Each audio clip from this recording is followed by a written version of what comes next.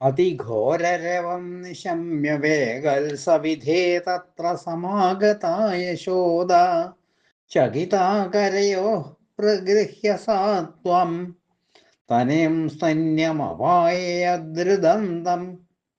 അതിഭയങ്കരമായ ശബ്ദം കേട്ട് വേഗത്തിൽ അവിടെ അരികിൽ എത്തിയവളും ഭയപ്പെട്ടവളുമായ ആ യശോദാദേവി കരഞ്ഞുകൊണ്ടിരിക്കുന്ന പുത്രനായ അങ്ങയെ 2 കൈകളിലും എടുത്ത് സ്തന്യപാനം ചെയ്യിച്ചു.